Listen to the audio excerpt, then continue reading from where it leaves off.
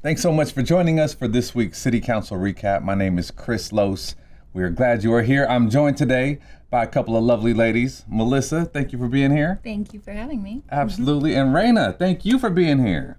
My pleasure. Glad to be here. This is Raina's first time sitting down with us, so we are very excited to have you here, Raina. Thank you. Thank you. We know that it is a bit of an ask to watch a meeting, to write a few notes, and then just come in.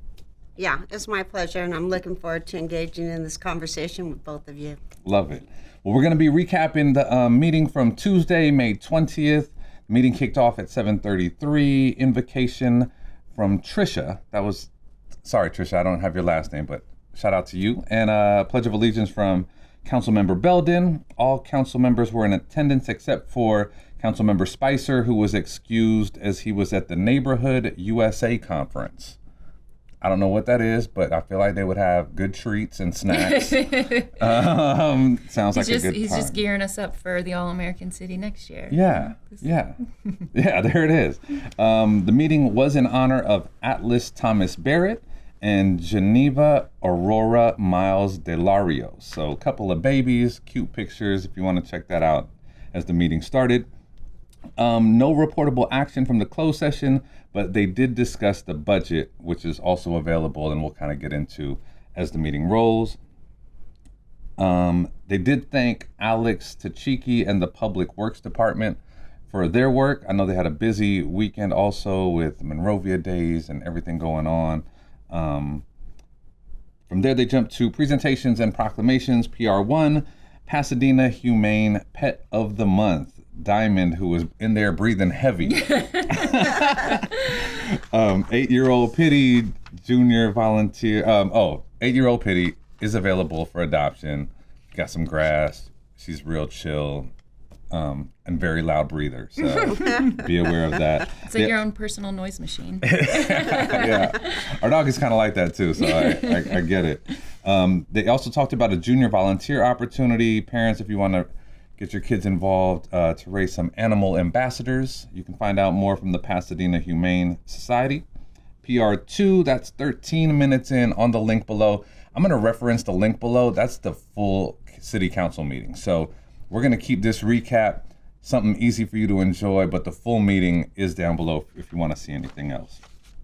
There was a recognition of student government liaison Jasmine Rodriguez, who did a great job all year. She reported on the successful Gatsby prom, grad night coming up at Magic Mountain. She was also super grateful and appreciative of the opportunity. I didn't know grad night happens at Magic Mountain. I think it changes every year, maybe. Okay. That's my guess. Different parks, for sure. Yeah. Okay. I always thought it was a Disneyland thing. No, I think it's wherever they're picking it nowadays. I think so. Good for them. Yeah. Cool. Consent calendar followed. That was voted through unanimously. If you want to find out what is on the consent calendar, I know, Raina, you had printed it up, but that is available. Here it is, all kinds of stuff. It's 3 pages of consent. 3 pages, but you can find that on the city website. Just go to agenda minutes. Is it Agenda, Yeah. it's right there on. You can get that there. Those were voted through. Then it jumped to public comment. We had Jennifer McDonald. 17 minutes in, you can see Jennifer's comment. She talked about, I like how she shared some great ideas for better tree The tree canopy. canopies. Mm-hmm. And the updating our tree ordinances. Yes, We're one of the few cities that haven't done that yet. correct. And I'll just interject here, Yeah. but I think Jennifer and Karen, the next public speaker, I know there have been a lot of comments at public comment at the city council about the tree canopy, and I thought it's really, I don't think people think about how much the trees help. And I look at, I'm from the East Coast. I've never trimmed trees in my entire life. It's just not been a thing that we have done. And so when I couldn't tell you. Okay. But I moved away when I was in my early 30s, and at no point did I ever know of, the only time they would trim trees is when we had a hurricane come through and a tree would fall, but it was never a maintenance thing. And so when I moved here and I see when everybody lobs it off into the lollipop, it is so strange to me, especially, and I know the city can't do anything about this because it's public. It's public. I mean, it's private property. Right. But like the Target parking lot and the Vons parking lot, they always trim those trees down. And I think of how hot it gets in August. And to me, I'm like, if we just let those trees grow, I wouldn't mind running to the grocery store and leaving my car for 30 minutes to grocery shop.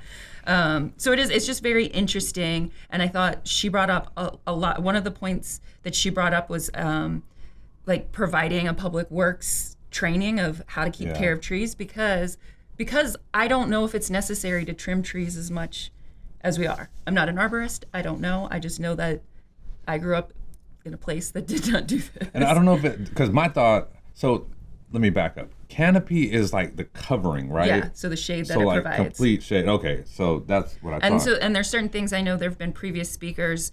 The city planted a bunch of crepe myrtles, which it looks like it provides shade, but it actually does not provide any at all. Oh, right. And I do, Dylan responded to this to say that actually 53% of Monrovia is covered, but he kept pointing out the wilderness preserve. And what I think to Jennifer and Karen's credit, they were talking about the developed areas. Right. Right. So the places south of The urban canopy. canopy. Right. And it's true because, again, thinking of these large parking lots that have no shade And concrete. and we cannot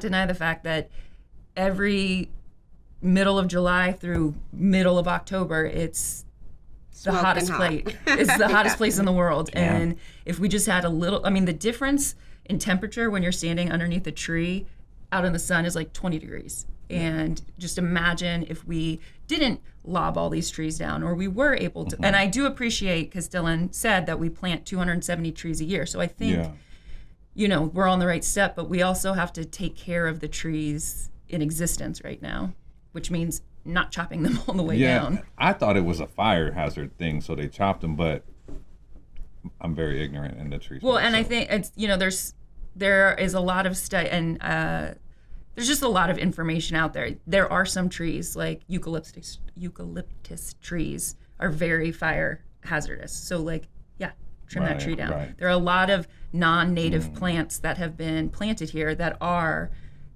very bad for fires. But I think what Jennifer and Karen were talking about was more bring in native plants because if there is fire, most of the time they can sustain the fire. Some of those trees need fires to promote growth. And again, they'll provide shade. Yeah, no, that's cool. I just am a fan. Thank you, Karen. Thank you, Jennifer. Like when you come with great suggestions. Yes. And data that is not just like, I want trees, but here, they all gave reasons why we need them and what our city is compared to other cities because we don't live in a silo. And so if other cities are doing this, we should also think how we can do that as well. Right. What I really appreciate about the public input, and specifically Karen and Jennifer, is that they're coming in with their point of view. So maybe they never go up into the wilderness preserve, right, as you said, and they're looking at things from the perspective of the day-to-day, shopping out the stores, going to the schoolyards maybe that don't have the trees. And so I really appreciate that they come out and they bring their point of view, and it gives us something to start talking about because the tree canopy, again, it does provide a water reservoir, if you will. It's animal habitat, shade, and beauty that it provides to us. So I really thank the volunteers who come up on their own, do their research, and start talking about the things that are meaningful to themselves and to the community. Yeah. And it happens when people go and speak. It helps make things happen. Get done. Yeah. There was a gentleman that spoke about affordable housing 24 minutes in. I've seen him at a couple meetings. I didn't catch his name. I didn't either. I tried It's Ian something. Yes. I apologize, but yes. But it was a heartbreaking public comment of what is happening with some landlords in their affordable housing. He mentioned that he's got no kitchen lights, no backlights. So I hope that the city and him can Figure something out. Think of something. Yeah, for sure. After that, I went and made a public comment. So I second the motion for Chris to be a announcer at our parades. He does a great job here. He's got a wonderful voice. He's got a face for it too. That's right. and I've done stuff like that in other cities. So I'm like, it's cool to do it Right, somewhere right, else. right, for sure. But I'm like, man, if I could do that in my hometown. Right. You'd be like, that's my girl. There she is. Yeah, like, yes, that. So Yeah, I was proud of you for throwing your hat in the ring, so Thanks, to speak, Raina. there, and good luck on that. And I Thanks. think it doesn't hurt to mix things up and integrate, again, different points of view, different Yeah. people. Give them the mic so that they can go ahead and yeah. Show And us I how it's think done. everyone who does great stuff, like, put them out, right? Like, what do you do best? Go do that. Right. Like, if everyone did that, like, man, I don't know. I get excited about stuff like that. From there, went to city manager report, 29 minutes in. They talked about for RCM1, that was where Dylan also shared about the trees, the oak tree preservation ordinance, the street trees, how they planted those, how they did. He said it was adopted in 2020. So that's where I got confused. So that's not the same thing they were referring to that is 30 years old, correct? Correct. So I don't have all the facts in my head right now, but I do know that maybe last summer, and I think I actually did the city council recap on that, but there was a list of like 200 trees that they would plant because they did update it some. But I think what Karen and Jennifer were asking for was not much more, but just a little bit more someone on staff with knowledgeable information, because I have heard through the community that there are a lot of people that we work with that aren't probably the best arborists, Okay, got it. that there are other people. Because I know we had gotten like Tree City USA, and then that got renewed. So I'm like, all right, so we're doing good things with trees, or we're, Yeah. but And I know like there are certain protocols that we really do want to follow, especially given the drought that we have been in consistently. So, you know, some people will plant fruit trees thinking like, oh, it's a tree, but fruit trees require a lot of water. Yeah. So it's a balance. yeah, And I think, you know, it's always worth looking into. One thing I'd also like to say about the whole tree canopy thing, and also the updating, which is what they requested, that they update the overall tree ordinance, which Dylan had said that there was an update that Right. worked together with it. Okay, maybe that's what and that they- was in 2020. But the other thing that I think needs to be updated in terms of the tree ordinance is also looking at which trees are very fire prone, especially for Yeah. people that are more in the foothills. Yeah. Sure. That would be really helpful to know and to figure out how do we address and minimize the risk for homeowners and the city, given the fact that we are very close to the wildfire hazard area. Yeah. yeah. He also mentioned about a year-end opportunity, May 29th at Library Park for kindergartners. So mark that in your calendar. There'll be more info coming on that soon. They went into subcommittee reports and council reports with Councilmember Belden, 34 minutes in, talking about pedestrian safety and car safety.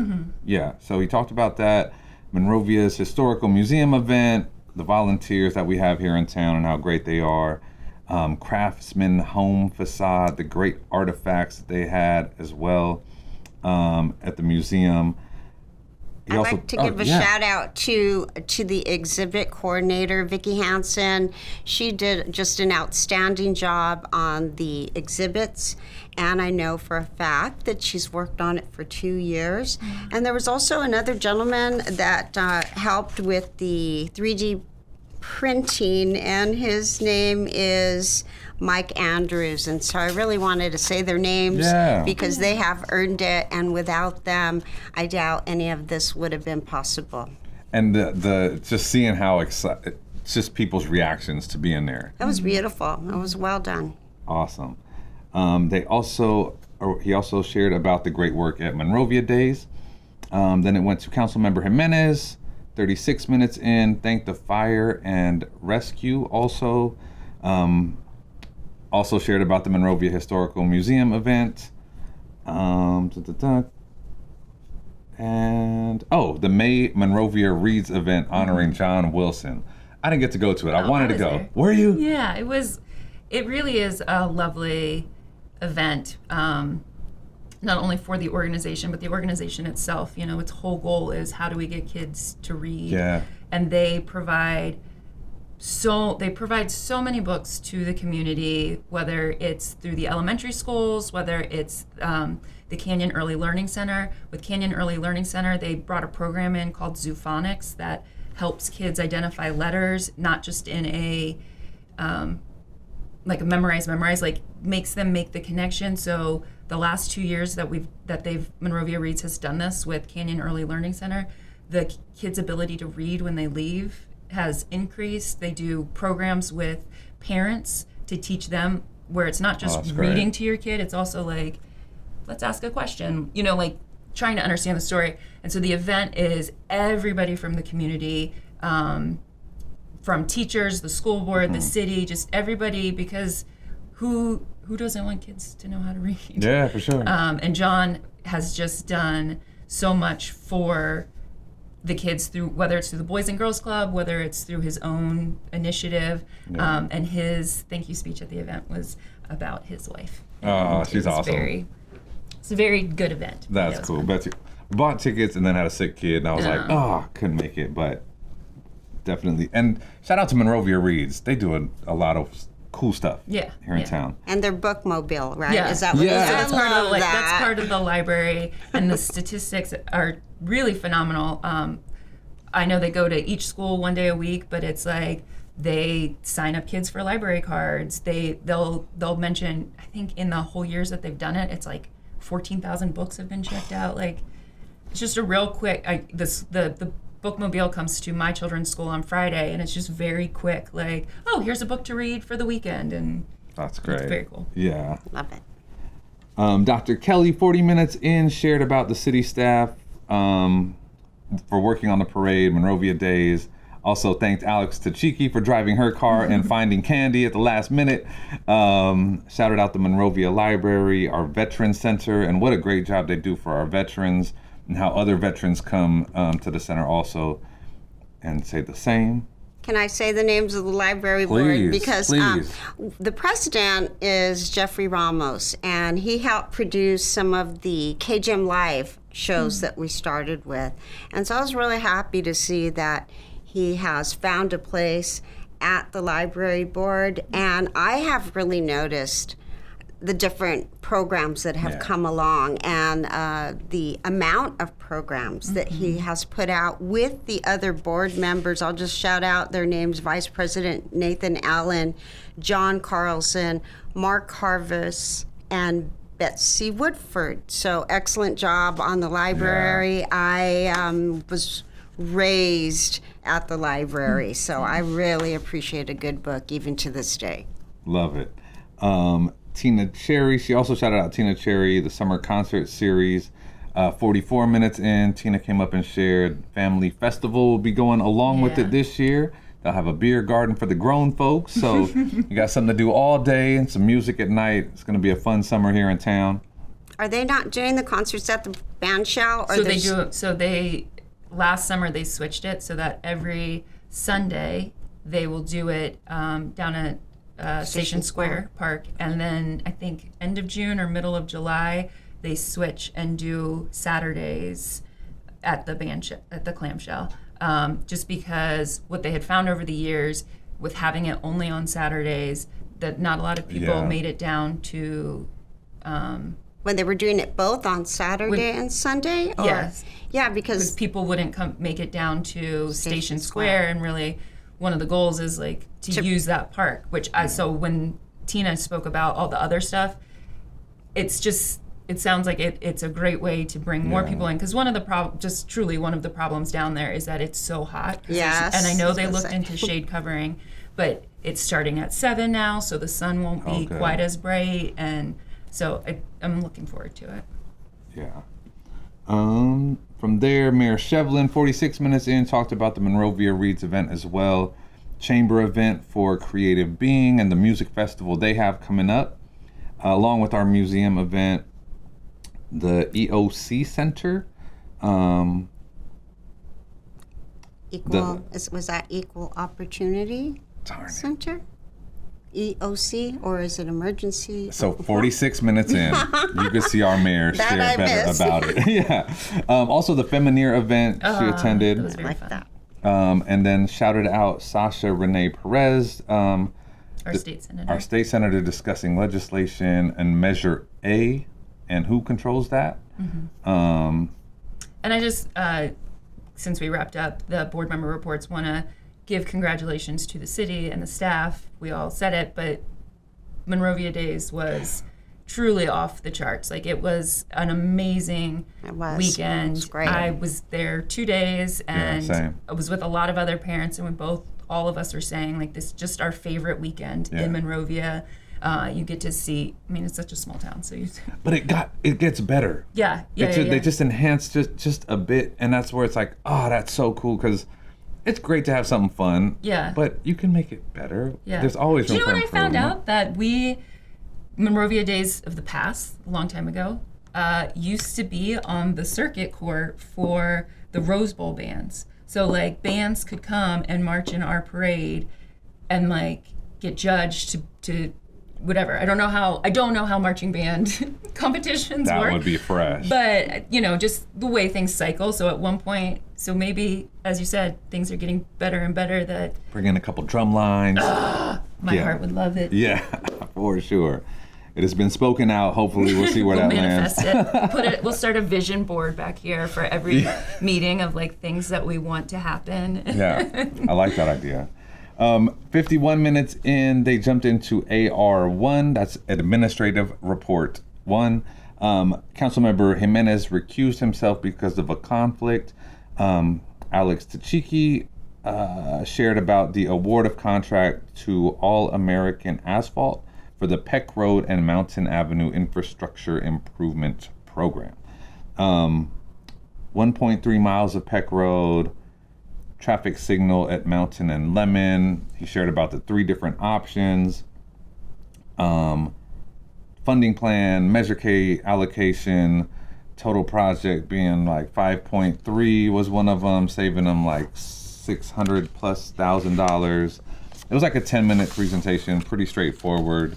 Yeah, it was followed by a great discussion, and they moved on option 2, Which was to wait and see. which was to wait. Yeah, to and see. Wait for the signal to be replaced at the corner of Lemon and Mountain. Yeah.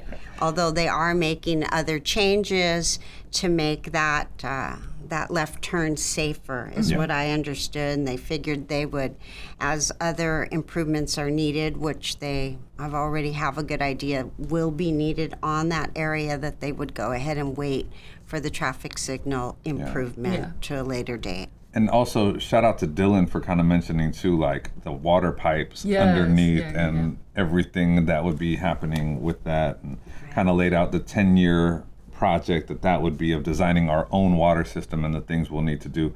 I just appreciate the foresight and the thought on that. So thank you, Dylan, for that. So they approved the option 2. Option 2. Yeah. Yeah. And again, that's 51 minutes in if you want to see Alex's full presentation. AR2, an hour and 9 minutes in, that's when it got real. Fiscal year 24-25 budget, overview of finances, last budget update for the fiscal year, 150 million-ish general fund revenues, other revenues, property tax being the biggest for us still, sales tax being down. Overall, we're up 2 million-ish, and overtime budgets for police and fire is up around 600K due to a smaller staff and team. And the motion to adopt was moved through. but I know, Raina, you have a far better understanding of Well, it. no, I'm not gonna claim that, but I like the broad strokes that you used here. That according to Table B from the AR2 agenda, they indicated total budget 151.95 million, and the revised budget was 154. So again, costs went up. And the expenditures were about 150, so I guess that's right. Right around between $2 and $4 million of a surplus that they're showing there. Mm-hmm. And I liked that Buffy Bullis comes in. She gives you all of the detail. Of course, the City Council had a study session prior to that. Yeah. I didn't see it recorded, but I did look at, again, their agenda and what they were doing, and Buffy did a really good job of doing her presentation to educate those of us who are interested but find this a very challenging topic. I don't know if you've ever actually looked at the line by line. Yeah. It's really hard to figure out, so I appreciate the broad strokes here, and I appreciate the reality that she brought in about the uncertainty of the economy. Yeah. And so I guess, a lot of economists have been saying that uncertainty is kind of like the buzzword of the year in terms of economics. Yeah. And so I'm glad that the city has chosen a conservative approach to trying to figure out how do we make sure that we are still addressing the needs of the infrastructure of the city and the community needs, which was very well demonstrated by the Monrovia Days. I mean, it really showed our community joy, our community spirit. And lastly, I'd like to just say that the budget, according to Bishop William Barber, who is a professor of the Yale Divinity School and the leader of the Poor People's Campaign, says that the budget is a moral document. And I've heard other people say, if you want to know what people care about, take a look at their budget. And so I can see the evidence of what the city of Monrovia, and I feel and experience and benefit all of the wonderful things that the city of Monrovia does for the citizens here and visitors that come in. So I appreciate that. And I would like to see at some point the people from the Measure K. Oh, yeah. There's a Measure K committee, and I don't hear enough about them. And again, there's a great group of people, Mark Harvis, Michael Kaplan, Kurt Lugenbuehl, and Edie Ramirez and Brenda Traynor. And I know most of them, and I would really be interested in hearing them expand about the Measure K funds, because it was denoted that a portion of Measure K was going to the different CIP, which I forget, the capital improvements. Yeah. So that was great. The other thing that was mentioned in the budget was that with regards to Canyon Park, another great nonprofit, Empower, is donating funds for future use in the Canyon Park and the educational element of that. So I know Measure K committee only meets twice a year, so they meet. that's why I thought they need something else to do, I like know. come into. I think I know a few of the members are jonesing to have more involvement. They meet in July, right after the budget's been approved, just to see if it lines up, and then I think they meet again in September after it's been finalized. I know with Measure K money, there's a lot sitting there because of the Canyon Park fire, and so we were in a situation of, we know there are grants out there, but sometimes for grants you have to put up the money first, which Measure K obviously was not created to, it just was coincidence that Measure K passed, and then we had the fire, and there we are. But I was also going to say, I had mentioned earlier, another shout out to Dylan, that when he came on board in 2019, our budget we were in a precarious situation. We had just had some talks about pensions and reinvesting, and it was, where's the money? What do we do? And we obviously protected those that have worked for the community, and so saved the pensions. But he has helped with our city's credit rating. And when I had met with him, he specifically said, like, sometimes we have to scale back and sometimes we have to think about what we're spending on. And he took that conservative approach to it.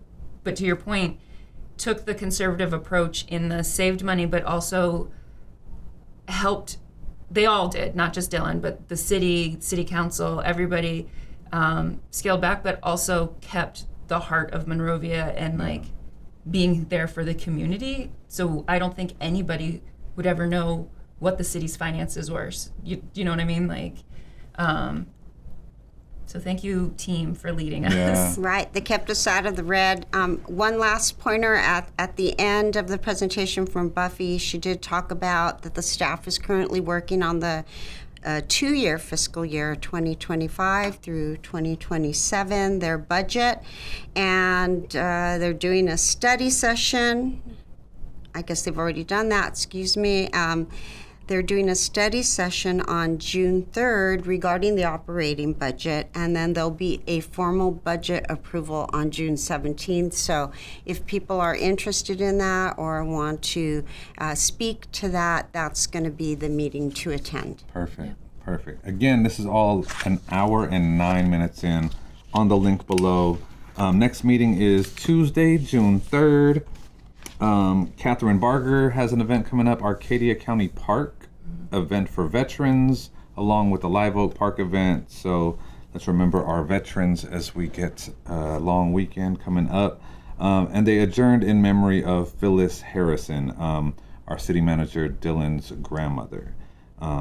So thoughts and prayers going to Dylan's family at this time. They adjourned at 8:59, hour and 30-ish. Nice and easy meeting, and I hope that we were able to help you kind of get at least some awareness of what is going on. Raina, thank you for joining us. How was the first sit down here with us? Were Melissa and I okay? Did we give it? Thank you so much. Okay. I appreciate you coming in with all the data points there so that we had the opportunity to just kind of opine on the things that stood out to us. So I appreciate that. I do want to encourage more people to step up and volunteer in any capacity, anywhere. It's so important. And so that's why I just wanted to make sure that we called out the volunteers by name. I do want to acknowledge our host, Chris Lowe. So I want to acknowledge Melissa Taylor for everything that they've done and contributed to the show. And just really, your voice is important, your point of view is important. And that's it. Yeah, thanks so much too, Melissa. Always love having you here. And if you'd like to join us, kgmtv@gmail.com. Send an email and we'll find space for you here at the table. Catch you next time. Thanks.